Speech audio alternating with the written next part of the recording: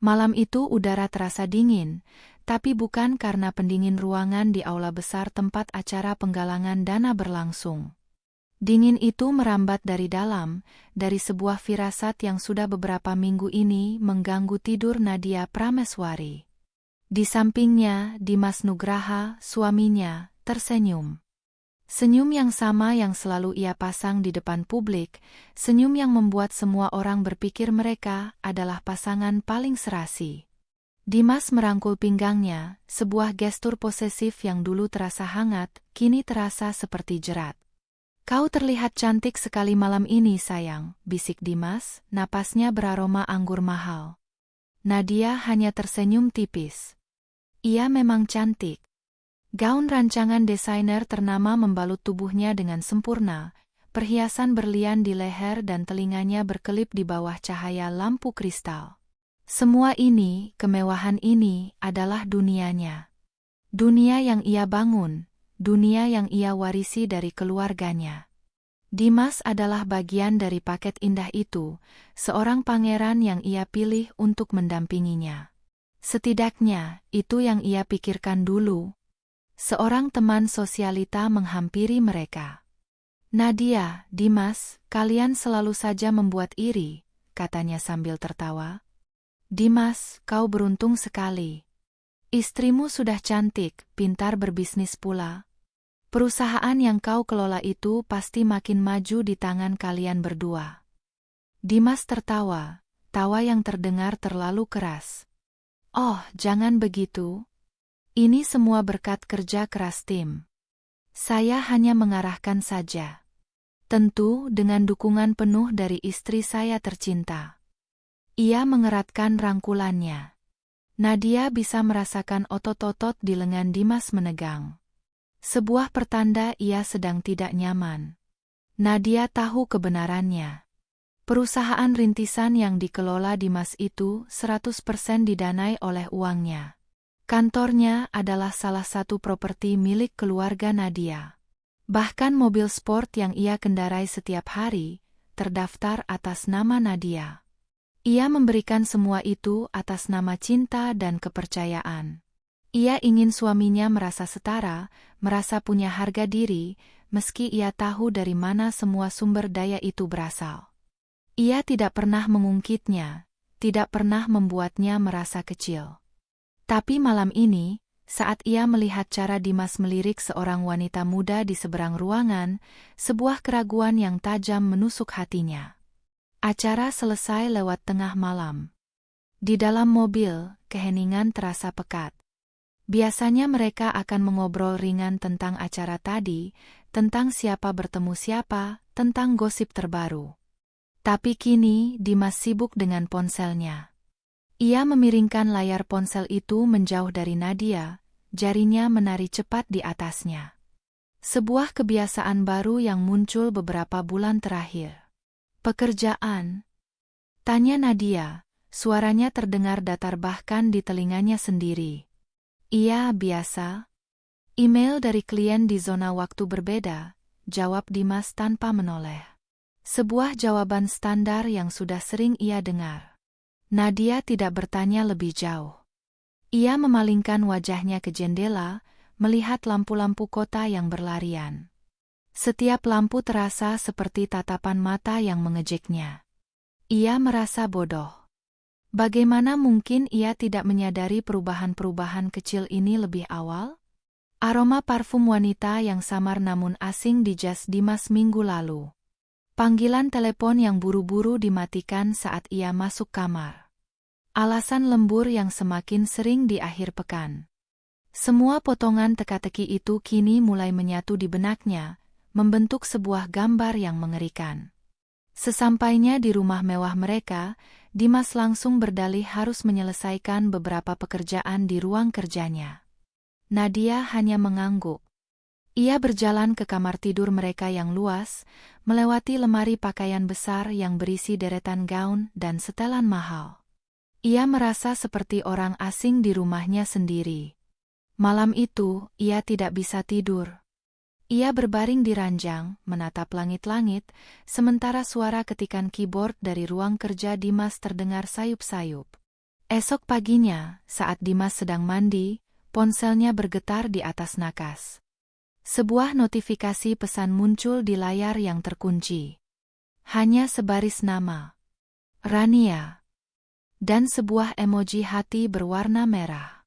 Jantung Nadia serasa berhenti berdetak. Rania.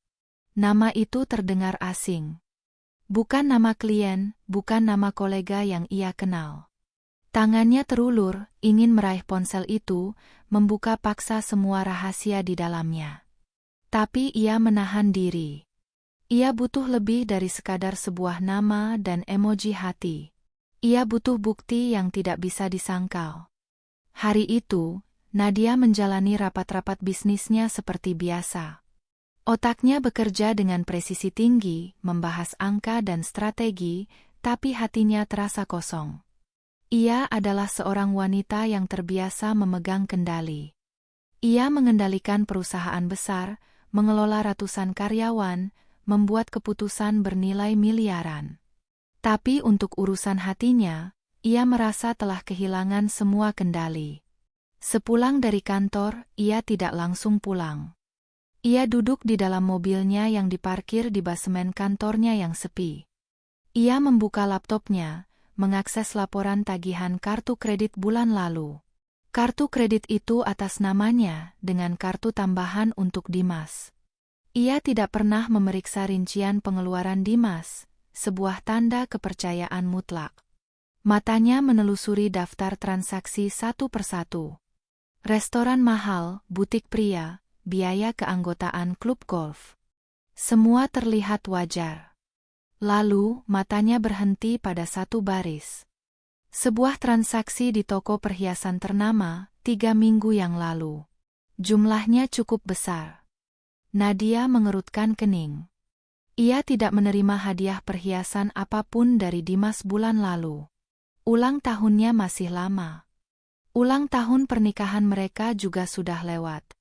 Ia mengklik untuk melihat rincian transaksi itu. Kalung berlian dengan liontin inisial. Inisial R. Napas Nadia tercekat di tenggorokan. R untuk Rania.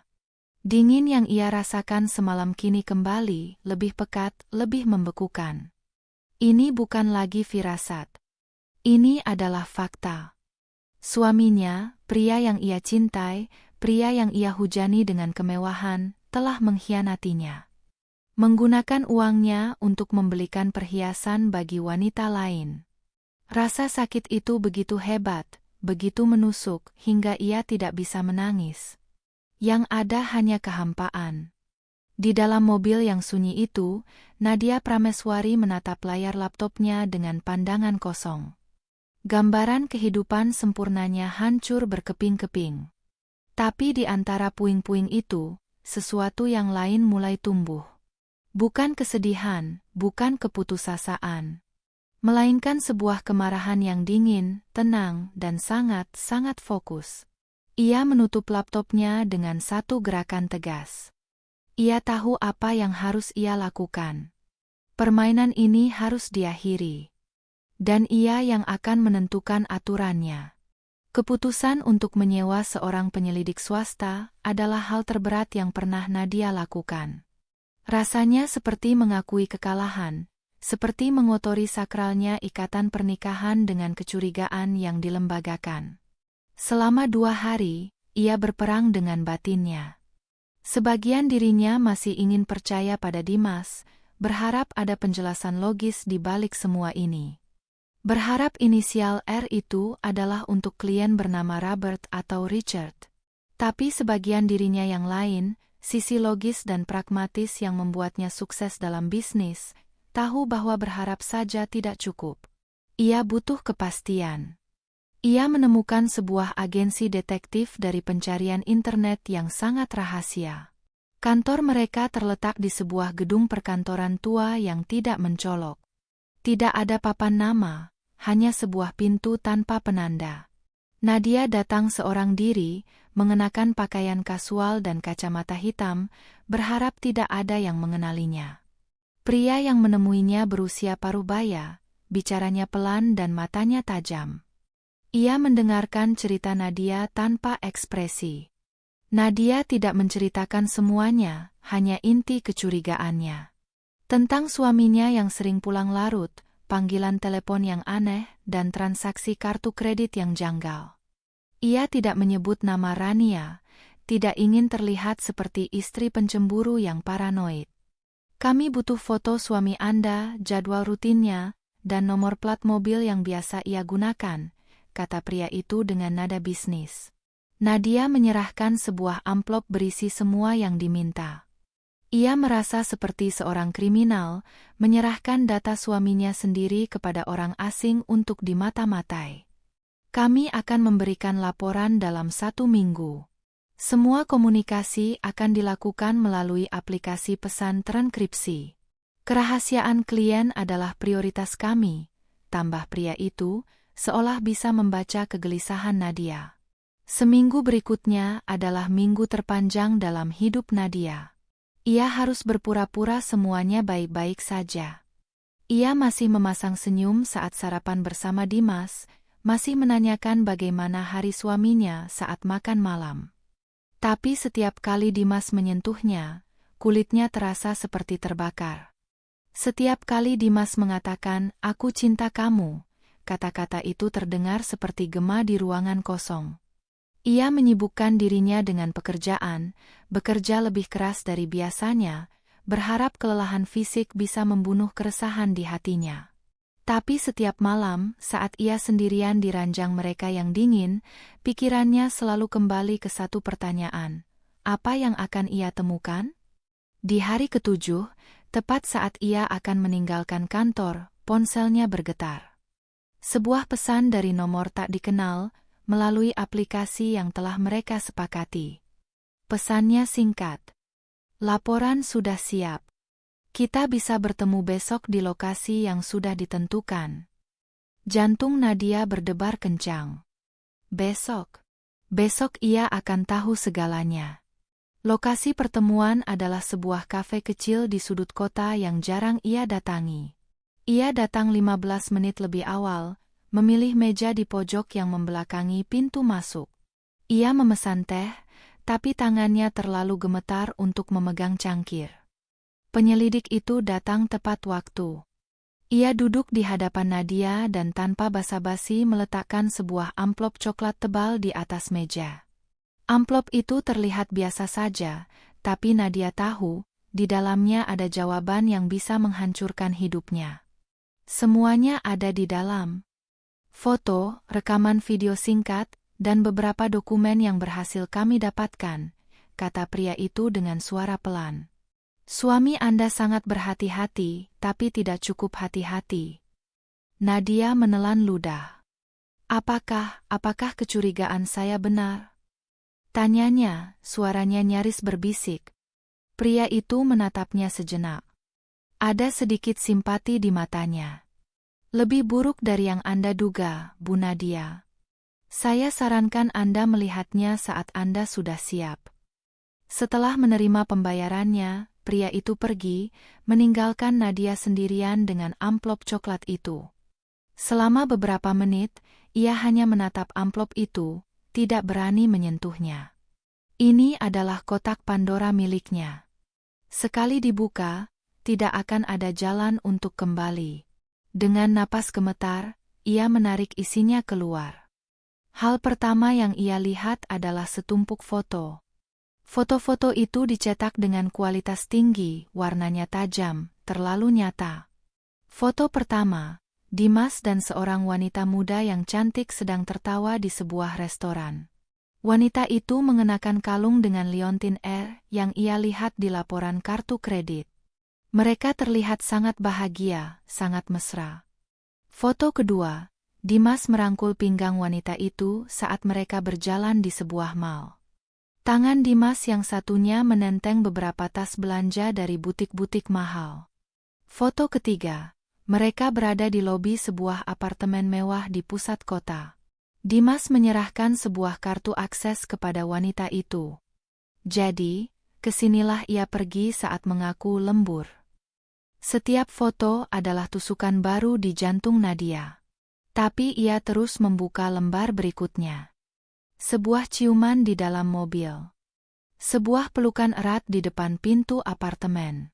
Rasa sakit itu begitu fisik, ia sampai merasa mual. Di bagian bawah tumpukan foto, ada beberapa lembar dokumen. Yang pertama adalah salinan perjanjian sewa apartemen. Disewa atas nama Dimas Nugraha, dibayar lunas untuk 2 tahun ke depan. Menggunakan rekening bank yang tidak Nadia ketahui. Dan dokumen terakhir adalah yang paling menghancurkan. Selembar kertas dengan kop surat dari sebuah kantor urusan agama tingkat kecamatan di pinggiran kota. Sebuah surat keterangan nikah siri antara Dimas Nugraha dan seorang wanita bernama Rania Adelia.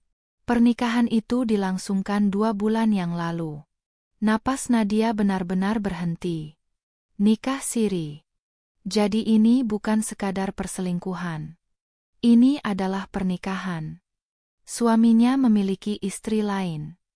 Dan kemudian, ia melihat foto terakhir. Foto yang diselipkan bersama surat nikah itu.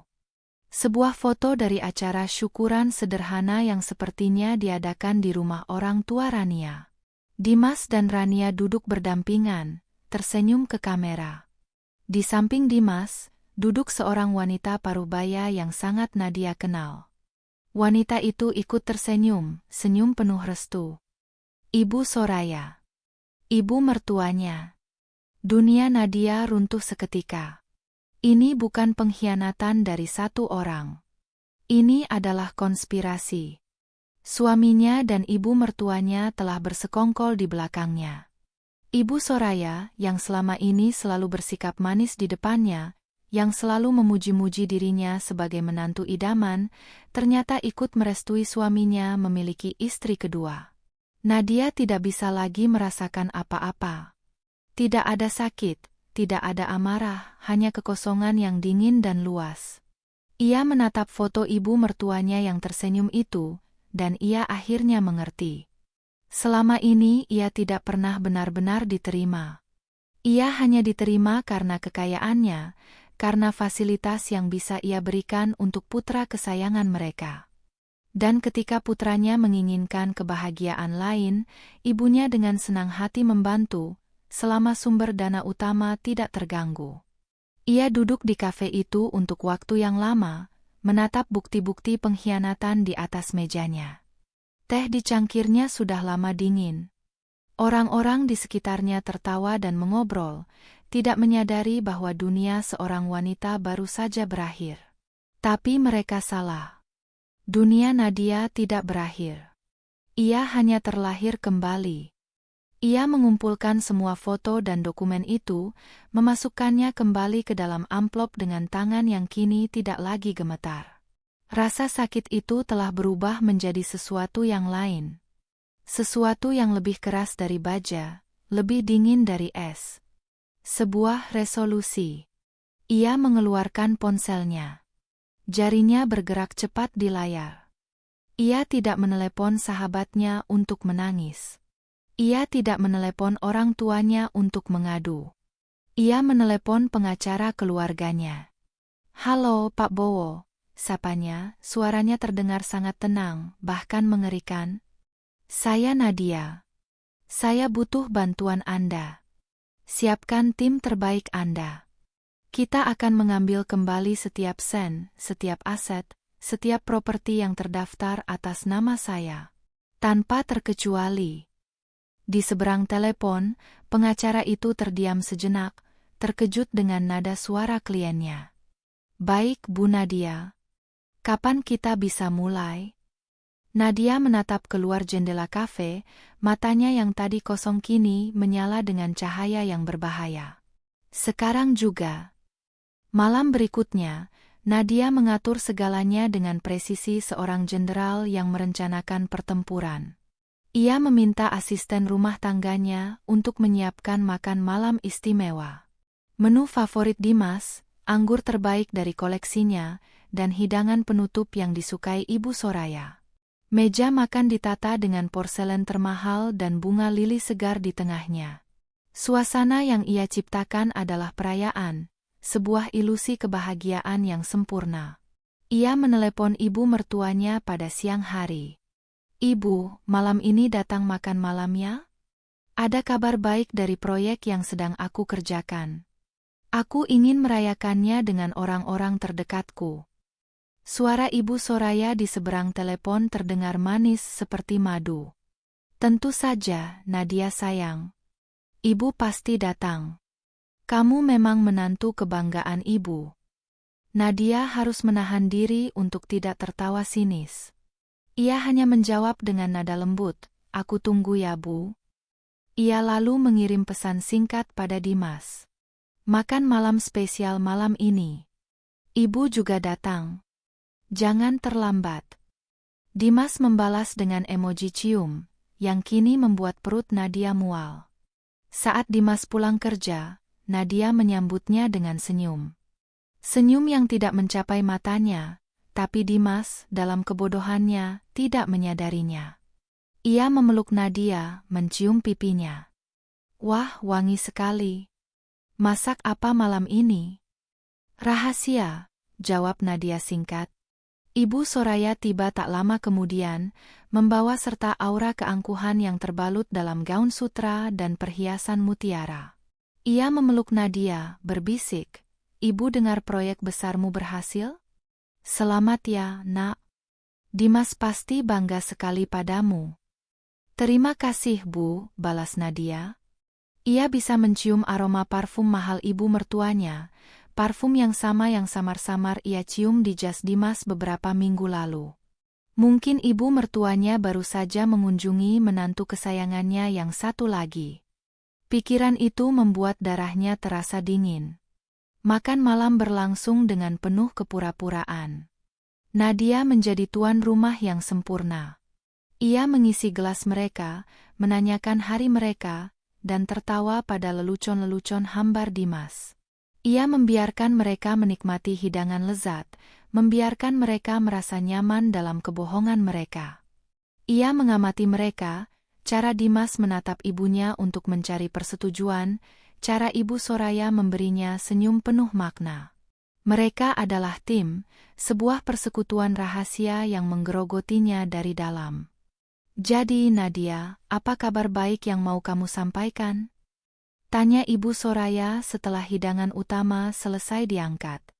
Matanya berbinar, mungkin sudah membayangkan bonus atau hadiah apa yang akan diterima putranya dari kesuksesan istrinya. Dimas tersenyum lebar. "Iya sayang. Dari tadi aku sudah penasaran. Proyek yang mana yang berhasil?" Nadia meletakkan serbetnya di atas meja. Ia menatap kedua orang di hadapannya. Topengnya perlahan-lahan luruh, digantikan oleh ekspresi dingin yang belum pernah mereka lihat sebelumnya. "Proyeknya adalah tentang kebenaran," kata Nadia, suaranya tenang namun mematikan. "Dan ya, proyek itu sangat berhasil." Dimas dan Ibu Soraya saling pandang, tidak mengerti. Nadia meraih tas tangannya yang tergeletak di kursi kosong di sebelahnya. Ia mengeluarkan sebuah amplop coklat tebal dan meletakkannya di tengah meja, tepat di antara sisa-sisa kemewahan makan malam mereka. Ia mendorongnya pelan ke arah Dimas. "Apa ini, Nadia?" tanya Dimas, tawanya terdengar gugup. "Kejutan untukku." "Bisa dibilang begitu," jawab Nadia. "Buka saja. Anggap ini hidangan penutup."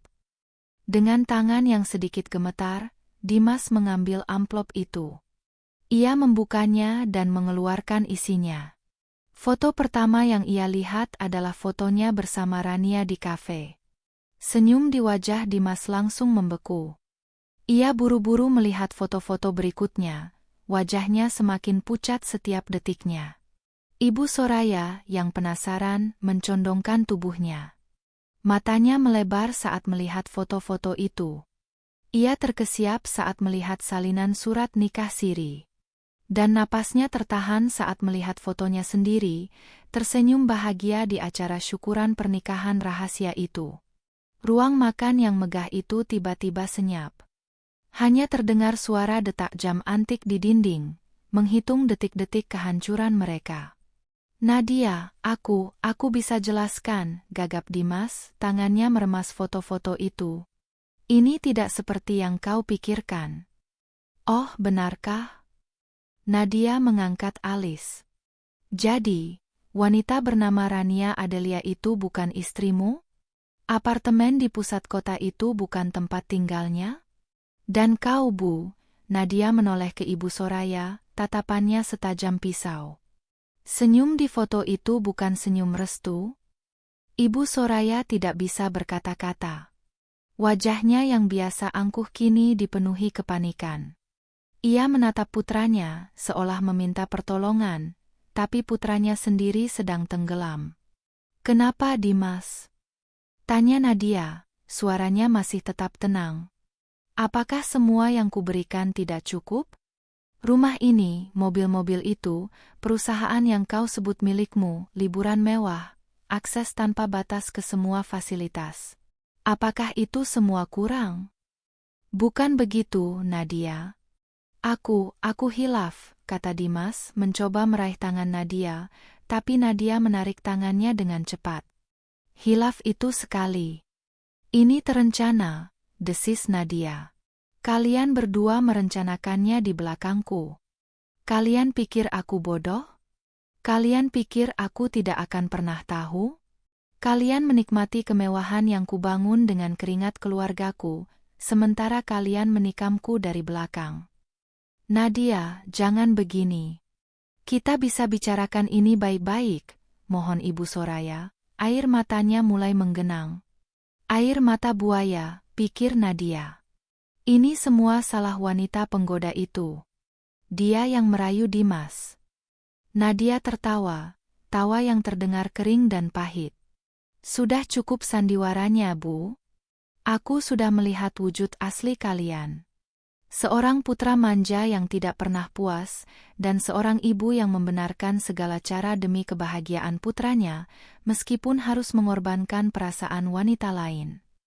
Nadia berdiri. Ia menatap mereka berdua yang masih terduduk syok di kursi mereka. Makan malam perayaan ini sudah selesai, katanya dengan suara tegas.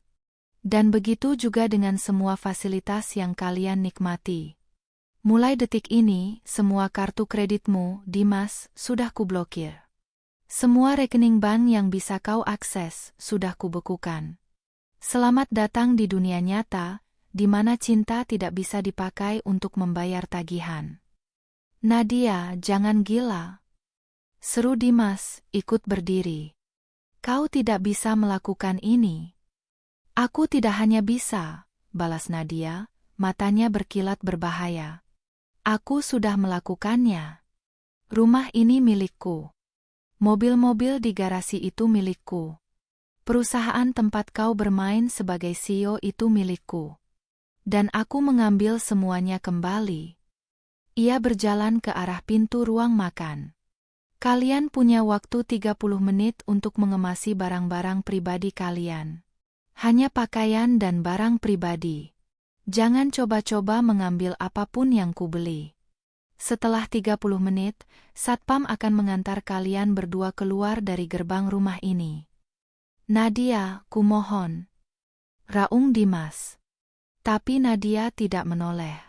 Ia terus berjalan, meninggalkan mereka berdua dalam keheningan yang memekakkan, di tengah sisa-sisa pesta perayaan kehancuran mereka sendiri. Topeng mereka telah jatuh, dan yang tersisa hanyalah wajah serakah dan kebohongan yang telanjang. 30 menit terasa seperti sekejap sekaligus selamanya. Dari ruang kerjanya di lantai 2, Nadia bisa mendengar suara-suara panik dari kamar utama. Suara laci yang ditarik paksa, pintu lemari yang dibanting, dan sesekali, suara bentakan Dimas yang frustrasi bercampur dengan isak tangis Ibu Soraya. Nadia tidak bergeming. Ia duduk di kursinya, menatap layar laptop yang menampilkan konfirmasi dari bank bahwa semua akses finansial Dimas telah dicabut.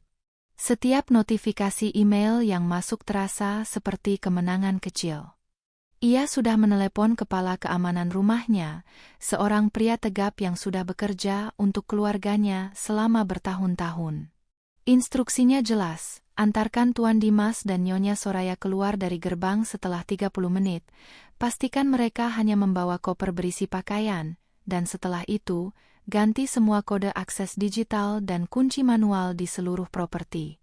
Tepat saat alarm di ponselnya berbunyi, menandakan 30 menit telah berlalu, Nadia mendengar langkah kaki tergesa-gesa menuruni tangga. Ia tidak keluar. Ia tidak ingin memberi mereka kepuasan melihatnya lagi. Ia hanya mendengarkan. Nadia, keluar kau. Kita perlu bicara.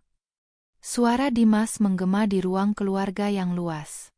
Ada nada putus asa di dalamnya. Nadia tetap diam. Nadia, jangan perlakukan anakku seperti ini. Kini suara Ibu Soraya yang melengking, penuh amarah yang dibuat-buat. Kau akan menyesal, Nadia. Kau akan kena karma. Nadia tersenyum tipis. Karma? Merekalah yang sedang menuai apa yang mereka tanam. Ia mendengar kepala keamanan berbicara dengan suara rendah namun tegas. Lalu suara koper yang diseret di lantai marmer. Pintu depan terbuka, lalu tertutup dengan bunyi yang mantap. Selesai. Mereka sudah pergi. Nadia menghela napas panjang. Rasanya bukan lega, tapi kosong. Rumah yang biasanya terasa hangat kini terasa sangat besar dan sunyi. Tapi ini adalah kesunyian yang ia butuhkan. Kesunyian yang bersih dari kebohongan. Malam itu, ia tidak tidur di kamar utama. Ia tidur di salah satu kamar tamu. Ia tidak sanggup tidur di ranjang yang telah ia bagi dengan seorang pengkhianat. Esok paginya, eksekusi dingin berlanjut. Saat Nadia sedang sarapan, ia melakukan serangkaian panggilan telepon. Panggilan pertama ke Pak Bowo, pengacaranya. Selamat pagi, Pak. Semua berjalan sesuai rencana tadi malam. Hari ini, saya mau tim Bapak mengirimkan surat pemberitahuan ke kantor Dimas. Isinya, pemberhentian dirinya dari posisi direktur utama karena penyalahgunaan aset perusahaan. Dan juga, tolong siapkan surat somasi untuk penyitaan kembali semua aset bergerak yang terdaftar atas nama saya. Panggilan kedua, ke manajer perusahaan leasing yang bekerja sama dengan perusahaannya. Pagi, Pak. Saya Nadia Prameswari. Saya minta tim Anda hari ini juga menarik 2 unit mobil. 1 Porsche Cayenne dari alamat kantor di Sudirman, dan 1 Mercedes C-Class dari alamat apartemen di Kuningan. Semua dokumen legal akan diurus oleh pengacara saya. Saya mau ini dilakukan secepatnya. Di seberang kota, Dimas sedang merasakan neraka pertamanya. Setelah diusir dari rumah, ia dan ibunya terpaksa check-in di sebuah hotel bintang 4, satu-satunya yang masih mau menerima mereka dengan sisa uang tunai yang dimiliki Dimas. Ia mencoba menelepon Nadia berkali-kali, tapi nomornya diblokir. Ia mencoba mengakses rekening gajinya, tapi ternyata rekening itu juga ikut dibekukan karena merupakan rekening sekunder dari rekening utama Nadia. Ia benar-benar tidak punya apa-apa. Ia pergi ke kantornya pagi itu dengan taksi, sebuah penurunan drastis dari Porsche yang biasa ia kendarai. Ia berencana menggunakan otoritasnya sebagai direktur untuk mencairkan sejumlah dana perusahaan. Ia butuh uang dan ia butuh cepat. Namun, saat ia tiba di lobi kantor, pemandangan yang menyambutnya adalah mimpi buruk. Sebuah truk derek besar terparkir di depan, dan beberapa petugas berseragam sedang bersiap mengaitkan mobil Porsche hitamnya yang terparkir di slot khusus direktur. Hei! Apa-apaan ini? Itu mobil saya. Teriak Dimas sambil berlari menghampiri mereka. Seorang pria berwajah datar menghampirinya, menunjukkan sebuah surat perintah. Maaf, Pak Dimas Nugraha. Kami dari pihak leasing. Kami mendapat perintah legal untuk menarik kembali kendaraan ini atas permintaan pemilik yang sah, Ibu Nadia Prameswari. Para karyawan yang baru datang mulai berkumpul, berbisik-bisik dan menatapnya dengan pandangan aneh. Beberapa bahkan secara terang-terangan merekam dengan ponsel mereka. Muka Dimas merah padam karena malu dan marah. Ini salah paham. Saya direktur di sini. Ini mobil fasilitas saya. Bantahnya, mencoba mempertahankan sisa-sisa wibawanya. Surat perintah ini sah secara hukum, Pak. Mohon jangan menghalangi pekerjaan kami, kata petugas itu dengan tegas. Dimas tidak bisa berbuat apa-apa. Ia hanya bisa berdiri terpaku, sementara mobil kebanggaannya, simbol status dan kesuksesannya, diangkat ke atas truk derek dan dibawa pergi di hadapan semua bawahannya. Penghinaan itu terasa lebih menyakitkan daripada pukulan fisik. Di saat yang bersamaan, di apartemen mewah yang ia sewa untuk Rania, bel pintu berbunyi. Rania, yang masih mengenakan piyama sutra, membukanya dan mendapati beberapa pria berwajah serius. Mereka juga membawa surat perintah yang sama. Mobil Mercedes putih yang biasa ia pakai untuk pergi ke salon dan berbelanja, juga ikut disita. Rania panik. Ia mencoba menelepon Dimas, suaranya histeris. Dimas, yang baru saja dipermalukan di depan kantornya, menerima telepon dari Rania. Ia mendengar jeritan dan tangisan Rania di seberang sana. Kepalanya terasa mau pecah. Semua pilar kemewahan dalam hidupnya runtuh dalam waktu kurang dari 12 jam. Ia mencoba masuk ke ruang kerjanya, tapi kartu aksesnya sudah tidak berfungsi. Resepsionis memberitahunya dengan wajah canggung bahwa ada email dari Dewan Direksi yang diketuai Nadia, yang menyatakan bahwa statusnya sebagai direktur telah dinonaktifkan. Tak lama kemudian, seorang kurir mengantarkan surat resmi dari kantor pengacara Nadia. Surat pemecatan dan somasi. Dimas terduduk lemas di sofa lobi. Ia kini bukan siapa-siapa. Ia tidak punya rumah, tidak punya mobil, tidak punya pekerjaan, dan tidak punya uang. Ia menatap gedung pencakar langit di seberangnya, gedung yang dulu ia pandangi dengan rasa kuasa. Kini gedung itu seolah mengejeknya. Nadia telah merencanakan semuanya dengan sempurna. Ia tidak hanya menghancurkannya, ia melakukannya secara sistematis, menyerang semua yang penting bagi Dimas, status, kemewahan, dan harga dirinya. Eksekusi dingin itu baru saja dimulai, dan Dimas tahu, ini barulah awal dari penderitaannya. Ia kini benar-benar bergantung pada belas kasihan wanita yang telah ia hianati. Dan dari nada suara Nadia semalam, ia tahu wanita itu tidak memiliki belas kasihan lagi untuknya. Neraka memiliki banyak rupa.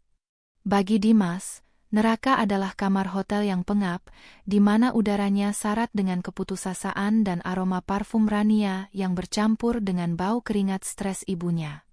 Mereka bertiga terkurung di sana, seperti 3 ekor tikus dalam sebuah kotak.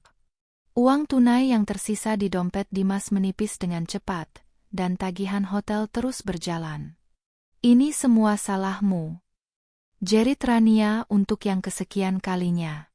Matanya yang biasanya berbinar kini bengkak karena menangis. Kau bilang aku akan hidup seperti ratu. Mobilku diambil, Dimas. Tasku, perhiasanku, semuanya masih di apartemen itu. Bagaimana aku akan mengambilnya?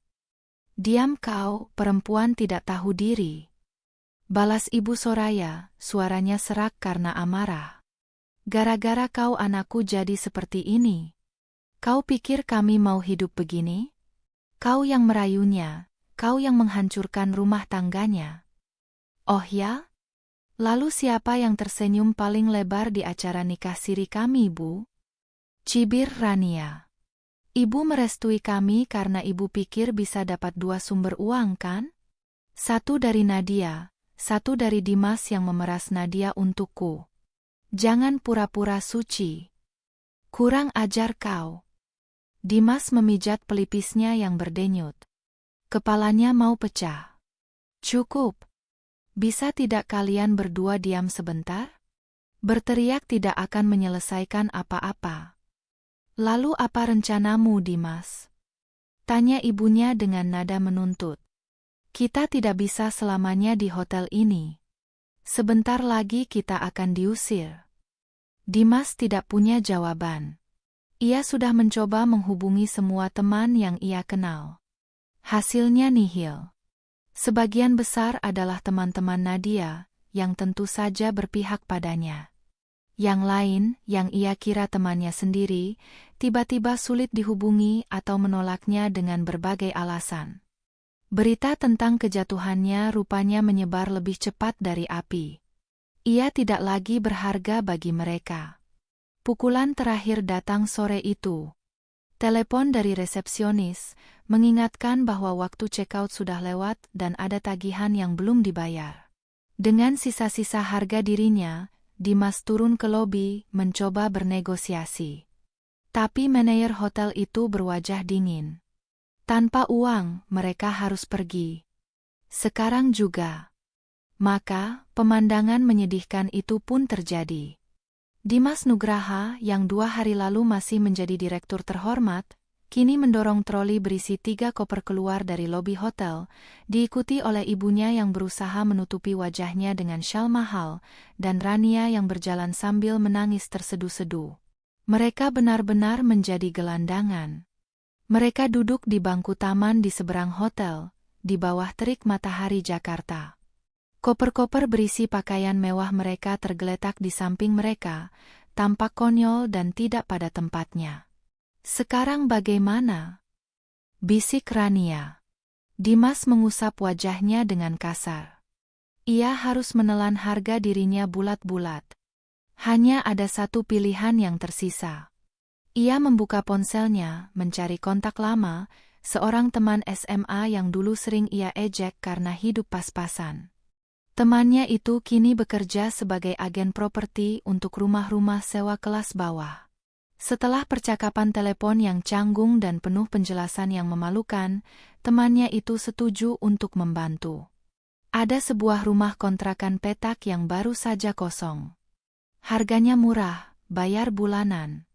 Lokasinya jauh di pinggiran kota, di sebuah perkampungan padat penduduk.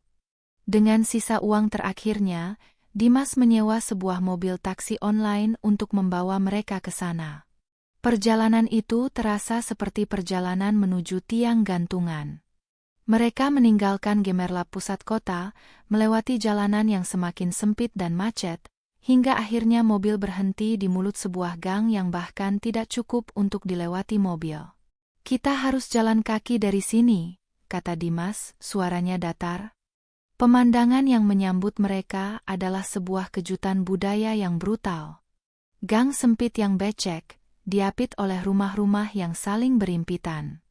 Aroma masakan yang menyengat bercampur dengan bau selokan. Suara anak-anak berteriak, musik dangdut dari warung terdekat, dan deru sepeda motor silih berganti mengisi udara. Kita akan tinggal di sini?" tanya Ibu Soraya, matanya membelalak ngeri. Ia memegangi tas tangannya seolah takut dicuri. Rumah kontrakan itu ada di ujung gang. Sebuah bangunan kecil dengan cat yang sudah mengelupas. Hanya ada satu ruangan utama yang berfungsi sebagai ruang tamu sekaligus kamar tidur, satu kamar mandi kecil yang jongkok, dan sebuah dapur sempit di bagian belakang. Tidak ada AC, hanya sebuah kipas angin tua di langit-langit yang berputar malas. Saat Dimas membuka pintu, bau apek dan lembab langsung menyergap mereka. Rania menjatuhkan tasnya. "Aku tidak mau. Aku tidak mau tinggal di sini." Ia mulai menangis lagi, kali ini dengan histeris. "Ini seperti kandang. Panas, bau, kotor. Lalu kau mau tinggal di mana? Di jalanan?" bentak Dimas, kesabarannya sudah habis. "Ini yang bisa kita dapatkan sekarang. Suka atau tidak, ini rumah kita." Ibu Soraya hanya diam. Ia berdiri di ambang pintu, menatap ke dalam ruangan kumuh itu dengan pandangan kosong. Dunianya yang elegan, dunianya yang penuh dengan arisan, pesta dan pujian, terasa begitu jauh, seolah hanya mimpi. Ia melangkah masuk, memilih satu-satunya kursi plastik yang ada, dan duduk dengan punggung kaku. Martabatnya hancur lebur. Malam pertama di rumah itu adalah siksaan. Udara terasa panas dan lengket, membuat baju mahal mereka menempel di kulit. Kipas angin itu hanya mengedarkan udara panas. Suara nyamuk berdengung di telinga mereka. Mereka tidak bisa tidur. Suara tetangga yang bertengkar terdengar jelas, seolah terjadi di samping mereka. Dimas berbaring di atas kasur tipis di lantai, menatap langit-langit yang retak. Di satu sisi, Rania menangis tanpa suara. Di sisi lain, ibunya duduk di kursi, menolak untuk berbaring di kasur yang sama. Keheningan di antara mereka terasa lebih bising daripada suara apapun. Ia teringat malam-malamnya bersama Nadia. Di kamar mereka yang sejuk dan luas, dengan sprei katun Mesir yang lembut, dan aromaterapi yang menenangkan. Ia telah menukar surga itu dengan neraka ini. Demi apa? Demi ego. Demi kesenangan sesaat. Demi seorang wanita yang kini menatapnya dengan pandangan jijik. Ia melirik Rania yang kini tertidur karena kelelahan, air mata masih membasahi pipinya. Kecantikannya tampak memudar di bawah cahaya lampu bohlam yang redup. Ia bukan lagi wanita glamor yang ia kenal. Ia hanyalah seorang gadis manja yang terdampar dalam kemiskinan. Lalu ia menatap ibunya. Wanita yang selalu mendorongnya untuk menjadi lebih, yang merestui pengkhianatannya. Kini wanita itu tampak tua dan rapuh, kehilangan semua keangkuhannya. Dimas menutup matanya. Ia tidak merasakan penyesalan karena menyakiti Nadia. Ia merasakan penyesalan karena telah gagal. Ia menyesal karena telah tertangkap. Dan di dalam ruangan panas yang penuh sesak itu, ia menyadari dengan sangat jelas, penderitaannya baru saja dimulai. Ini bukan sebuah pemberhentian sementara. Ini adalah kehidupan barunya, sebuah penjara yang ia bangun sendiri. Bagi Ibu Soraya, penderitaan terbesarnya bukanlah panasnya rumah kontrakan atau nyamuk yang berdengung setiap malam. Penderitaan terbesarnya adalah kehilangan panggung. Selama puluhan tahun, hidupnya adalah sebuah pertunjukan. Ia adalah pemeran utama dalam drama sosialita, di mana status, kekayaan, dan koneksi adalah segalanya. Kini, tirai telah ditutup, lampu sorot dimatikan, dan ia terlempar ke belakang panggung yang kotor dan terlupakan. Hari-hari pertamanya di pengasingan ia habiskan dengan menyangkal kenyataan. Ia masih berdandan setiap pagi, mengenakan salah satu gaun terbaiknya, menyemprotkan sisa parfum mahalnya, lalu duduk di kursi plastik yang reot itu, seolah sedang menunggu supir menjemputnya untuk pergi ke acara arisan. Tapi supir itu tidak pernah datang. Ponselnya yang dulu tak henti berdering, kini sunyi senyap. Grup WhatsApp sosialitanya, Diamond Ladies, adalah sumber berita sekaligus sumber penyiksaannya. Ia tidak berani keluar dari grup itu, karena itu adalah satu-satunya jendela yang tersisa ke dunia lamanya. Tapi setiap pesan baru yang masuk adalah sayatan di hatinya. Mereka membicarakan pesta amal terbaru, liburan ke Eropa, tas edisi terbatas yang baru rilis. Semua hal yang dulu menjadi bagian dari hidupnya. Namanya tidak pernah disebut, seolah ia tidak pernah ada. Kehancuran total datang seminggu kemudian. Salah satu anggota grup, seorang wanita bernama Dewi yang diam-diam selalu iri padanya, mengirim sebuah foto. Foto itu agak buram, diambil dari dalam mobil. Tapi objeknya sangat jelas. Ibu Soraya sedang berjalan keluar dari mulut gang sempit tempat kontrakannya berada, menjinjing kantong plastik dari warung sayur. Foto itu tidak diberi keterangan apa-apa. Hanya sebuah emoji mata melirik. Tapi itu sudah cukup. Grup itu langsung meledak. Loh, ini bukannya Tante Soraya? Kok di situ? Itu kan daerah padat dekat pasar. Astaga, kasihannya. Katanya mantunya kaya raya, kok sekarang hidupnya begitu? SSST, jangan gitu. Dengar-dengarkan ceritanya, si Dimas diusir sama istrinya. Katanya ketahuan nikah lagi. Pantesan. Makanya jadi orang jangan sombong. Dulu pamer ini itu, ternyata semuanya punya menantunya. Sekarang gigit jarikan. Setiap komentar adalah cemoohan yang terbungkus dalam keprihatinan palsu. Ibu Soraya membaca semuanya dengan tangan gemetar.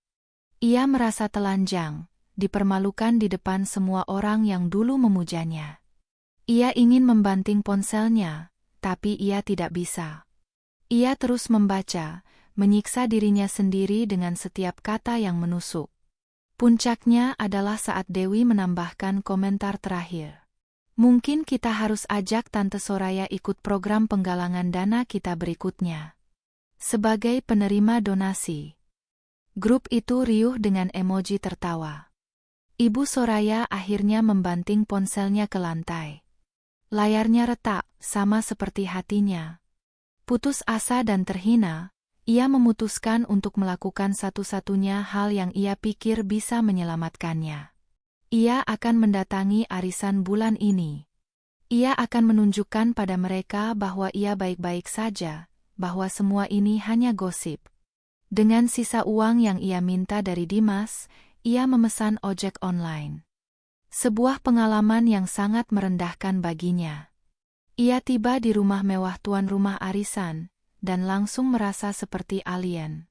Teman-temannya yang turun dari Alphard dan Mercedes menatapnya dengan pandangan aneh saat ia melepas helm dan merapikan rambutnya yang lepek. Di dalam, suasana berubah canggung saat ia masuk. Obrolan yang riuh mendadak berhenti. Semua mata tertuju padanya. Soraya? Ya ampun, apa kabar? Sapa Dewi, sang penyebar foto, dengan senyum manis yang palsu. Kok datang sendirian? Dimas mana? Dimas sedang sibuk, jawab Ibu Soraya, berusaha terdengar normal. Sibuk apa? Kan katanya sudah tidak jadi direktur lagi. Timpal yang lain, pura-pura bertanya dengan polos. Mereka mengerumuninya, bukan untuk menyambut, tapi untuk menginterogasi. Setiap pertanyaan adalah jebakan. Aduh, Soraya, kamu kurusan sekali. Pasti banyak pikirannya. Kami semua khawatir lo sama kamu. Kalau butuh apa-apa, bilang saja. Jangan sungkan. Kata-kata mereka terdengar baik, tapi tatapan mata mereka penuh dengan kemenangan. Mereka menikmati kejatuhannya. Ibu Soraya, sang ratu lebah, kini tak lebih dari seekor serangga yang menyedihkan. Ia tidak tahan lagi. Ia berbalik, berjalan cepat keluar dari rumah itu, mengabaikan panggilan-panggilan pura-pura mereka. Penghinaan itu terlalu berat untuk ditanggung. Malamnya, dalam puncak keputusasaannya, ia melakukan hal terakhir yang bisa ia pikirkan. Ia menekan nomor Nadia. Setelah berkali-kali ditolak, ia beralih ke pesan suara. Ia meninggalkan pesan suara yang panjang, penuh dengan isak tangis yang dibuat-buat. Nadia, ini ibu, Nadia, tolong ibu, nak, ibu mohon maafkan Dimas, maafkan ibu, kami semua salah. Tapi apa kamu tega melihat ibu hidup seperti ini? Ibu sudah tua, Nadia. Ibu tidak kuat tinggal di tempat seperti ini. Ibu janji akan suruh Dimas ceraikan perempuan itu. Tolong, Nadia, ingat kebaikan ibu dulu padamu. Terima kami kembali. Ia mengirim pesan itu dan menunggu dengan cemas. Berharap ada sedikit belas kasihan di hati menantunya. 1 jam kemudian, ponselnya bergetar. Sebuah pesan masuk dari Nadia. Hatinya berdebar. Dengan tangan gemetar, ia membukanya. Pesan itu sangat singkat. Itu bukan kebaikan, Bu. Itu investasi. Dan investasi ibu gagal. Semua ini adalah konsekuensi dari senyum restu yang ibu berikan di pernikahan siri itu.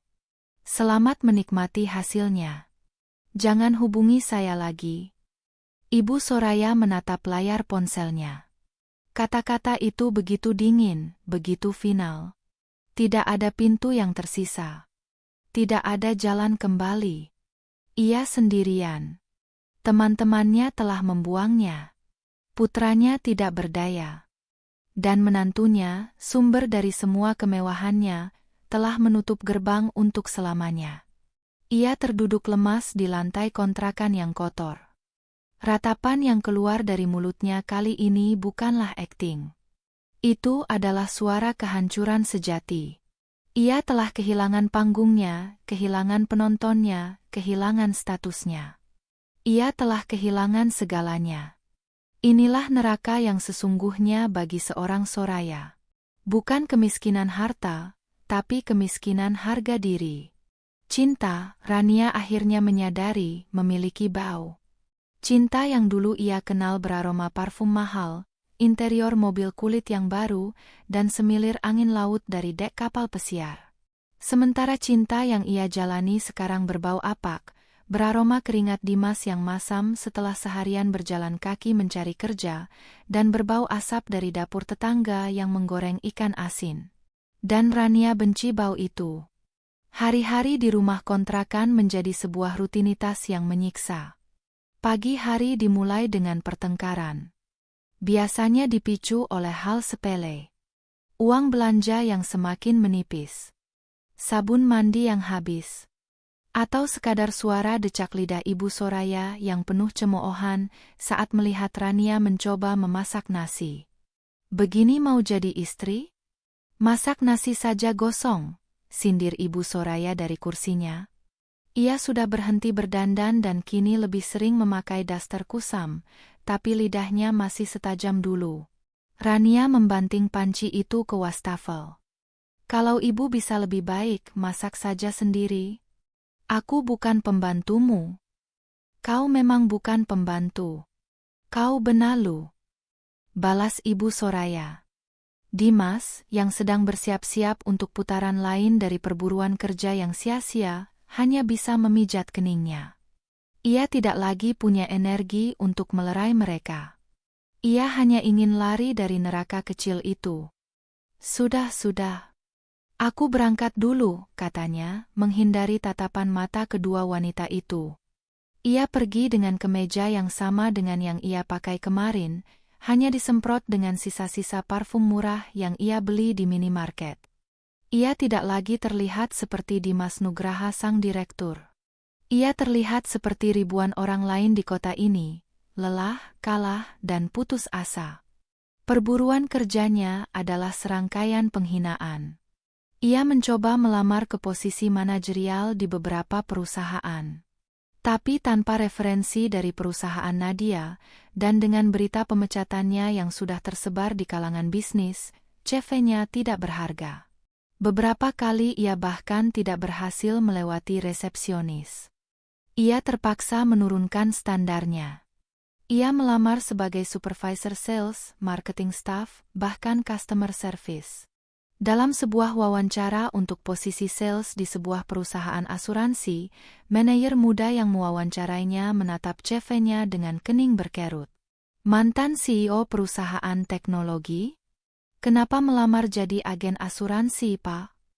Tanyanya dengan nada skeptis. Dimas harus menelan ludah dan merangkai kebohongan. Saya mencari tantangan baru. Ingin belajar dari bawah lagi. Kebohongan itu terdengar lemah bahkan di telinganya sendiri. Ia tidak mendapatkan pekerjaan itu. Sementara Dimas berjuang di luar, Rania berjuang di dalam. Ia, yang terbiasa menghabiskan hari-harinya di salon, spa, dan butik, kini terkurung di dalam petak panas itu. Ia mencoba menjual sisa-sisa barang mewahnya. Ia membawa salah satu tas bermereknya ke sebuah toko barang bekas mewah di sebuah mall. Wanita pemilik toko itu membolak-balik tasnya dengan tatapan merendahkan. Ini seri lama. Ada sedikit goresan di sini. Saya hanya bisa ambil seharga 5 juta. 5 juta? Pekik Rania. Dulu Dimas membelikannya untukku hampir 100 juta. Kalau begitu, silakan dijual lagi ke Dimas, jawab wanita itu dengan sinis. Dengan perasaan terhina, Rania terpaksa menerima tawaran itu. Uang 5 juta itu terasa seperti uang receh dibandingkan dengan gaya hidupnya dulu. Uang itu habis dalam waktu kurang dari seminggu untuk membeli makanan, token listrik, dan beberapa produk perawatan kulit murah yang justru membuat wajahnya berjerawat. Uang menjadi sumber pertengkaran utama mereka. Cinta yang dulu mereka agung-agungkan, yang mereka gunakan sebagai pembenaran atas pengkhianatan mereka, kini terbukti palsu. Cinta itu tidak bisa membayar sewa kontrakan. Cinta itu tidak bisa mengisi perut yang lapar. Suatu malam, pertengkaran terbesar mereka meledak. Pemicunya adalah sebungkus rokok. Dimas pulang dengan tangan hampa lagi, dan ia menggunakan sisa uang terakhir di sakunya untuk membeli sebungkus rokok. Rania melihatnya menyalakan rokok di depan pintu. "Kau beli rokok?" tanyanya dengan nada tidak percaya. "Kita bahkan tidak tahu besok mau makan apa, dan kau membeli rokok?" "Aku stres, Rania. Kau tidak mengerti," balas Dimas, menghembuskan asap dengan kasar. "Oh, kau stres? Bagaimana denganku? Aku terjebak di neraka ini. Kulitku kusam, rambutku rontok. Aku menyesal, Dimas.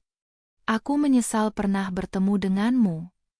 Kata-kata itu, kata-kata yang selama ini tertahan, akhirnya keluar. Dimas membuang rokoknya dan menghampiri Rania. Matanya menyala karena amarah. "Menyesal? Kau pikir aku tidak? Aku kehilangan segalanya karenamu. Karenaku? Jangan salahkan aku atas kebodohanmu. Kau yang berbohong padaku. Kau bilang kau kaya, kau hebat. Ternyata kau bukan apa-apa tanpa istrimu. Kau hanya parasit. Dan kau apa? Kau lintah darat." Raung Dimas. "Kau hanya mencintaiku karena uangnya. Sekarang uangnya habis, kau menunjukkan wujud aslimu. Perempuan materialistis murahan. Lebih baik murahan daripada jadi pecundang sepertimu." Mereka saling berteriak, saling melontarkan kata-kata paling kejam yang bisa mereka pikirkan. Semua kepura-puraan hilang. Yang tersisa hanyalah kebencian dan penyesalan yang murni. Ibu Soraya, yang mendengar semuanya dari dalam, hanya menutup telinganya. Drama yang ia restui ini telah berubah menjadi mimpi buruk. Pertengkaran itu berakhir dengan Rania yang menangis histeris sambil mengemasi barang-barangnya yang tidak seberapa ke dalam tas. "Aku pergi. Aku tidak tahan lagi hidup dengan pecundang sepertimu." "Pergi saja. Aku juga sudah muak melihat wajahmu," balas Dimas. Rania berlari keluar dari rumah kontrakan itu, masuk ke dalam kegelapan gang sempit. Ia tidak tahu mau kemana, tapi kemanapun lebih baik daripada di sana. Dimas tidak mengejarnya. Ia membanting pintu hingga gagangnya nyaris copot. Ia menyandarkan punggungnya di pintu, lalu perlahan-lahan merosot ke lantai. Ia sendirian sekarang, hanya bersama ibunya, di dalam ruangan yang terasa semakin sempit dan menyesakkan. Dongeng indahnya bersama Rania telah berakhir. Ia telah menukar sebuah istana dengan gubuk, dan seorang ratu dengan seorang gadis manja. Dan pada akhirnya, ia kehilangan keduanya. Yang tersisa hanyalah puing-puing dari kehidupannya yang hancur. Setelah kepergian Rania, rumah kontrakan itu menjadi lebih sunyi, namun juga lebih pekat dengan aura keputusasaan. Kini hanya ada Dimas dan ibunya, dua konspirator yang terdampar di pulau kegagalan mereka. Kebencian mereka pada Rania perlahan memudar, berganti dengan fokus baru pada satu-satunya sumber masalah dan satu-satunya harapan mereka, Nadia. "Ini tidak bisa diteruskan, Dimas," kata Ibu Soraya suatu pagi, suaranya terdengar rapuh. Ia tampak menua 10 tahun dalam sebulan. Ibu tidak kuat lagi. Badan ibu sakit semua. Semalam dada ibu sesak. Dimas menatap ibunya. Wanita yang dulu begitu kuat dan angkuh itu kini terlihat ringkih. Entah ibunya benar-benar sakit atau hanya berakting, Dimas tidak peduli. Ia bisa menggunakan itu. Sebuah rencana licik mulai terbentuk di benaknya yang sudah buntu. Jika permohonan maaf dan kemarahan tidak berhasil, mungkin simpati bisa. Kita harus membuat Nadia merasa bersalah, kata Dimas pelan. Kita harus membuatnya percaya bahwa kondisi ibu sangat parah karena perbuatannya. Ibu Soraya menatap putranya. Secercah harapan muncul di matanya. Bagaimana caranya? Dia tidak mau mengangkat telepon kita. Kita temui dia langsung, jawab Dimas. Aku akan menunggunya di kantornya. Di depan umum. Dia tidak akan bisa lari. Maka, misi putus asa itu pun dimulai. Dengan sisa uang dari hasil menjual jam tangan terakhirnya, Dimas naik bus ke kawasan bisnis Sudirman. Berdiri di seberang gedung pencakar langit tempat kantor Nadia berada, ia merasa seperti semut. Gedung itu dulu adalah wilayah kekuasaannya, simbol statusnya. Kini, ia bahkan tidak diizinkan masuk oleh satpam lobi. Ia menunggu selama berjam-jam, bersembunyi di dekat kedai kopi, mengamati orang-orang berlalu lalang dengan setelan mahal mereka. Setiap mobil mewah yang lewat terasa seperti tamparan. Sekitar jam 5 sore, ia melihatnya. Nadia keluar dari lobi, dikelilingi oleh beberapa stafnya. Ia terlihat berbeda. Lebih tegas, lebih berwibawa. Rambutnya ditata rapi, setelan kerjanya sempurna. Ia memancarkan aura kekuatan dan kendali. Wanita yang dulu ia anggap remeh kini terlihat begitu jauh tak terjangkau. Saat Nadia berjalan menuju mobilnya yang sudah menunggu, Dimas mengambil napas dalam-dalam dan melancarkan aksinya. Ia berlari menyeberang, mengabaikan klakson mobil, dan menghadang jalan Nadia. Nadia! Panggilnya, suaranya serak. Nadia berhenti. Ekspresinya tidak terkejut, hanya dingin. Para stafnya dan supirnya langsung bersiaga, membentuk perisai di sekelilingnya. Mau apa kau? Tanya Nadia, suaranya datar, tanpa emosi. Dimas langsung memasang wajah memelas. Ia menatap Nadia dengan tatapan yang dulu selalu berhasil meluluhkan wanita itu. Nadia, kumohon, dengarkan aku sebentar. Ini bukan tentang aku. Ini tentang ibu. Nadia diam, memberinya kesempatan untuk melanjutkan sandiwaranya. Ibu sakit keras, Nadia, kata Dimas, suaranya bergetar. Tekanan darahnya tinggi, jantungnya bermasalah. Beliau terus-menerus sesak napas. Semalam beliau nyaris pingsan. Aku tidak punya uang untuk membawanya ke rumah sakit yang layak. Dokter di klinik kecil bilang kondisinya bisa fatal kalau tidak ditangani dengan benar. Semua ini karena stres, karena tinggal di tempat yang tidak layak. Ia berhenti sejenak, berharap melihat sedikit saja belas kasihan di wajah Nadia. Tapi yang ia lihat hanyalah sepasang mata yang menilainya dengan tajam, seolah sedang menganalisis spesimen di bawah mikroskop. Aku mohon, Nadia, lanjut Dimas, suaranya nyaris seperti rengekan. Lupakan aku. Hukum aku sesukamu. Tapi jangan hukum ibu. Biarkan beliau mendapatkan perawatan yang layak. Aku hanya minta itu. Setelah beliau sembuh, aku janji kami tidak akan mengganggumu lagi. Beberapa orang yang lewat mulai memperhatikan mereka. Ini adalah bagian dari rencana Dimas. Mempermalukan Nadia di depan umum, membuatnya terlihat seperti istri kejam yang menelantarkan mertuanya yang sakit. Nadia mendengarkan semuanya sampai selesai. Keheningan yang menyusul terasa berat. Lalu, ia berbicara, suaranya tenang namun memotong semua harapan Dimas. Kau sudah selesai berakting? Tanyanya. Dimas tersentak. Aku tidak berakting. Ini sungguhan. Dulu kau berbohong padaku tentang pekerjaanmu, kau bilang kau sibuk padahal kau bersama wanita lain, kata Nadia, setiap kata diucapkannya dengan perlahan dan jelas.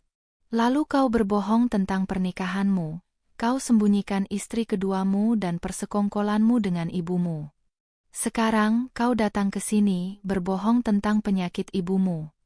Apa kau pikir aku sebodoh itu untuk jatuh ke perangkap yang sama 3 kali, Dimas? Wajah Dimas pucat pasi. Kau mau bukti kalau ibu sakit? Tantangnya lemah. Nadia tersenyum tipis, senyum yang sama sekali tidak ramah. Tidak perlu. Ia mengeluarkan ponselnya.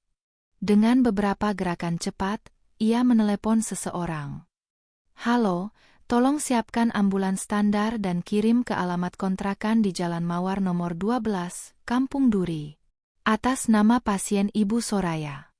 Pastikan semua layanannya menggunakan BPJS kelas 3. Semua biaya administrasi awal, tagih ke rekening perusahaan saya. Nadia menutup telepon dan memasukkan kembali ponselnya ke dalam tas. Ia menatap Dimas yang berdiri mematung karena syok. Ambulans sedang dalam perjalanan untuk menjemput ibumu, kata Nadia. Dia akan mendapatkan perawatan yang sesuai dengan statusnya sebagai warga negara biasa. Bukankah itu yang kau mau? Perawatan yang layak? Serangan balik itu begitu cerdas, begitu telak, hingga Dimas tidak bisa berkata-kata. Nadia tidak menolak permintaannya. Ia mengabulkannya, tapi dengan caranya sendiri. Ia memberikan bantuan, tapi bantuan yang justru menegaskan posisi mereka di strata sosial paling bawah. Sebuah tindakan amal yang terasa seperti penghinaan terbesar. Ia telah memanggil gertakan Dimas dan memenangkannya secara mutlak. Urusan kita sudah selesai, Dimas, kata Nadia, nadanya final. Ia memberi isyarat kepada supirnya. Saat ia berjalan melewati Dimas, ia berhenti sejenak dan berbisik, cukup keras hanya untuk didengar oleh Dimas. Lain kali kalau mau berbohong, usahakan lebih kreatif. Nadia masuk ke dalam mobilnya tanpa menoleh ke belakang. Mobil mewah itu meluncur dengan mulus, meninggalkan Dimas sendirian di trotoar yang ramai. Suara klakson, deru mesin, dan obrolan orang-orang di sekitarnya terasa mendengung. Ia telah memainkan kartu terakhirnya, dan ia kalah telak. Pintu ke kehidupan lamanya, pintu ke pengampunan Nadia, kini tidak hanya tertutup. Pintu itu telah disegel dengan beton. Tidak ada jalan kembali. Tidak ada harapan tersisa. Ia benar-benar sendirian, tenggelam dalam lautan kebohongannya sendiri. 6 bulan setelah malam di mana ia mengusir Dimas dan ibunya, Nadia Prameswari berdiri di balkon penthouse barunya. Ia sengaja pindah dari rumah lama mereka. Rumah itu terlalu besar, terlalu penuh dengan kenangan pahit yang menempel di dindingnya seperti jamur. Tempat ini berbeda. Lebih ramping, lebih modern, dan 100% miliknya. Tidak ada satupun barang di dalamnya yang pernah disentuh oleh Dimas. Dari ketinggian lantai 50, lampu-lampu Jakarta terhampar di bawahnya, seperti permadani berlian. Dulu, ia melihat pemandangan ini bersama seorang pria yang ia kira adalah belahan jiwanya. Kini, ia melihatnya sendirian, dan untuk pertama kalinya, ia merasa utuh. Lembaran baru dalam hidupnya tidak ia tulis dengan air mata, melainkan dengan tinta kerja keras dan ketegasan. Perusahaan rintisan yang dulu ia serahkan pada Dimas untuk dikelola, kini berada di bawah kendali penuhnya. Ia memecat orang-orang tidak kompeten yang dibawa Dimas dan merombak total strategi bisnisnya. Pagi itu, ia memimpin rapat dewan direksi. Ia berdiri di depan layar presentasi besar, mengenakan blazer berwarna biru tua yang tajam, rambutnya terikat rapi ke belakang.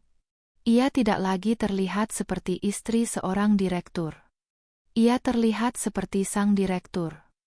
Proyek Nusantara Digital yang saya ajukan 3 bulan lalu telah menunjukkan hasil awal yang melampaui ekspektasi kita sebesar 30%, katanya, suaranya jelas dan penuh percaya diri. Ia mengklik remote di tangannya, menampilkan grafik-grafik yang menanjak tajam. Ini membuktikan bahwa pasar di kota-kota lapis kedua memiliki potensi luar biasa yang selama ini kita abaikan. Para anggota dewan, pria-pria tua yang awalnya meragukan kemampuannya, kini menatapnya dengan kekaguman. Mereka melihat angka, dan angka tidak pernah berbohong. Perusahaan yang di bawah kendali Dimas nyaris stagnan itu, kini melesat maju. Langkah kita selanjutnya adalah akuisisi strategis terhadap 2 startup logistik lokal untuk memperkuat jaringan distribusi kita, lanjut Nadia. Proposal lengkapnya sudah saya kirimkan ke email bapak-bapak sekalian. Ia menjawab setiap pertanyaan dengan data yang akurat dan argumen yang kuat. Tidak ada keraguan, tidak ada kegugupan. Ia tahu apa yang ia lakukan. Ia adalah ratu di kerajaannya sendiri, dan ia memerintah dengan cemerlang. Rapat ditutup dengan tepuk tangan, sebuah pengakuan tulus atas visinya. Tapi hidupnya bukan hanya tentang pekerjaan. Ia mulai membangun kembali jembatan-jembatan personal yang dulu ia abaikan demi fokus pada pernikahannya. Ia mengundang sahabat-sahabat lamanya untuk makan malam di penthouse-nya. Aku seperti melihat Nadia yang kukenal di universitas dulu, kata Sarah, sahabatnya, sambil menyesap anggur. Ambisius, cerdas, dan sedikit galak, guraunya. Nadia tertawa. Tawa yang terdengar lepas dan tulus. Aku hanya lupa sejenak siapa diriku sebenarnya, katanya. Aku terlalu sibuk mencoba menjadi istri yang baik versi orang lain. Versi Dimas dan ibunya maksudmu? Timpal Rina, sahabatnya yang lain. Sudahlah, yang penting kau sudah kembali. Bahkan lebih hebat dari sebelumnya. Kami semua bangga padamu. Dukungan tulus dari mereka terasa seperti balsam bagi luka-luka lamanya. Ia juga menemukan kembali hobi-hobi yang telah lama ia tinggalkan. Ia kembali melukis, memenuhi satu sudut apartemennya dengan kanvas dan cat. Ia mendaftar di kelas dansa salsa, sesuatu yang selalu ingin ia coba tapi selalu ditertawakan oleh Dimas yang menganggapnya konyol. Setiap sapuan kuas dan setiap gerakan dansa terasa seperti sebuah tindakan reklamasi, mengambil kembali potongan-potongan jiwanya yang hilang. Suatu sore, saat sedang menikmati kopi di sebuah kafe setelah bertemu klien, seseorang menyapanya. Nadia Prameswari? Apa kabar? Nadia menoleh. Seorang pria jangkung dengan senyum hangat berdiri di samping mejanya. Ia butuh beberapa detik untuk mengenalinya. Adrian, katanya, sedikit terkejut. Adrian adalah seniornya di universitas, seorang arsitek jenius yang kini memiliki firma desainnya sendiri yang sangat disegani. Ternyata kau masih ingat, kata Adrian sambil tertawa. Boleh aku bergabung? Mereka mengobrol selama hampir 2 jam. Pembicaraan mereka mengalir dengan mudah, dari kenangan masa kuliah hingga diskusi tentang tren desain urban dan strategi bisnis. Adrian tidak membicarakan gosip tentang perceraiannya. Ia berbicara pada Nadia seolah ia adalah seorang profesional yang setara. Ia memuji ide-ide bisnis Nadia, bukan penampilannya. Ia tertarik pada pikirannya, bukan kekayaannya. Aku sangat terkesan dengan apa yang kau lakukan dengan perusahaanmu, kata Adrian saat mereka akan berpisah. Kau benar-benar membalikkannya. Butuh visi yang kuat untuk melakukan itu. Terima kasih, jawab Nadia, merasa pipinya sedikit hangat. Mungkin kita bisa makan siang kapan-kapan? Ada beberapa ide proyek kolaborasi yang menarik untuk didiskusikan, usul Adrian. Tentu. Dengan senang hati, jawab Nadia. Saat Adrian pergi, Nadia termenung sejenak. Ia tidak merasakan debaran cinta yang buta seperti yang dulu ia rasakan pada Dimas. Yang ia rasakan adalah sesuatu yang lebih tenang, lebih dewasa. Sebuah rasa hormat. Sebuah koneksi intelektual. Ia tidak sedang mencari pengganti. Tapi untuk pertama kalinya, ia menyadari bahwa pintu hatinya tidak tertutup selamanya. Mungkin suatu saat nanti, ia bisa membukanya lagi untuk orang yang tepat. Orang yang melihatnya sebagai seorang ratu, bukan sebagai sebuah bank berjalan. Malam itu, kembali ke balkonnya, Nadia menatap kota yang berkilauan. Ia tidak lagi merasa sendirian. Ia merasa berdaulat. Ia telah melewati badai tergelap dalam hidupnya, dan ia keluar bukan hanya sebagai seorang yang selamat, tapi sebagai seorang pemenang. Ia telah menulis ulang akhir ceritanya. Lembaran barunya tidak lagi tentang pangeran palsu atau dongeng yang rapuh. Lembaran barunya adalah tentang seorang ratu yang membangun kerajaannya sendiri, di atas fondasi kekuatan dan harga dirinya. Dan ini, barulah permulaan. Hari terakhir dari dongeng palsu itu tiba tanpa keriuhan. Hanya ada keheningan sebuah ruang sidang yang dingin dan pengacara yang berbicara dengan nada formal. Proses perceraian Nadia dan Dimas akhirnya sampai pada putusan akhir. Nadia hadir, duduk dengan punggung tegak di kursinya. Ia melihat Dimas duduk di seberang ruangan, di samping pengacara yang ditunjuk oleh negara. Penampilan Dimas adalah sebuah pemandangan yang menyedihkan. Ia kurus, bahunya merosot, dan wajahnya kusam oleh kelelahan. Ia mengenakan kemeja batik pudar yang terlihat kebesaran di badannya. Tidak ada lagi jejak direktur arogan yang dulu Nadia kenal. Yang ada hanyalah seorang pria yang telah dikalahkan oleh hidup. Saat hakim mengetuk palu dan menyatakan pernikahan mereka resmi berakhir, Nadia tidak merasakan apa-apa. Tidak ada lonjakan kemenangan, tidak ada sisa-sisa kesedihan. Yang ada hanyalah sebuah titik. Sebuah akhir dari sebuah bab yang sudah seharusnya lama ditutup. Dimas menandatangani dokumen yang disodorkan kepadanya dengan tangan yang gemetar. Ia tidak menatap Nadia. Ia tidak berani. Setelah sidang selesai, Nadia berjalan keluar tanpa menoleh ke belakang. Baginya, Dimas Nugraha sudah mati, terkubur bersama semua kebohongan dan pengkhianatannya. Beberapa minggu kemudian, Pak Bowo, pengacaranya, datang ke kantornya untuk memberikan laporan akhir. Semua aset sudah 100% kembali atas nama Anda, Bu. Tidak ada celah hukum apapun yang tersisa, lapor Pak Bowo. Terima kasih, Pak, kata Nadia. Apakah Bapak pernah mendengar kabar tentang mereka? Tanyanya, bukan karena peduli, tapi karena rasa ingin tahu yang samar, seperti ingin memastikan monster dalam ceritanya benar-benar telah tiada. Pak Bowo mengangguk. Sedikit. Menurut informasi tim saya, setelah insiden ambulans itu, Ibu Soraya memang dibawa ke rumah sakit umum. Tidak ada penyakit serius, hanya hipertensi karena stres. Setelah keluar, beliau tidak lagi tinggal bersama Pak Dimas. Kabarnya, beliau sekarang tinggal bersama kerabat jauh di sebuah kota kecil di Jawa Tengah. Hidupnya sangat sederhana. Sebuah akhir yang sunyi untuk seorang sosialita yang angkuh. Lalu Rania, wanita itu sempat mencoba kembali ke lingkarannya, tapi reputasinya sudah hancur.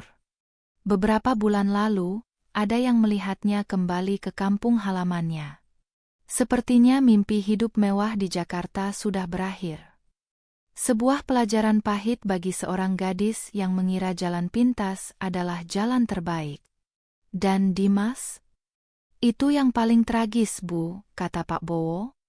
Dengan reputasi yang hancur dan tanpa keahlian spesifik, tidak ada perusahaan yang mau menerimanya. Terakhir tim saya memverifikasi, ia bekerja sebagai pengemudi taksi online. Menggunakan mobil sewaan. Nadia terdiam.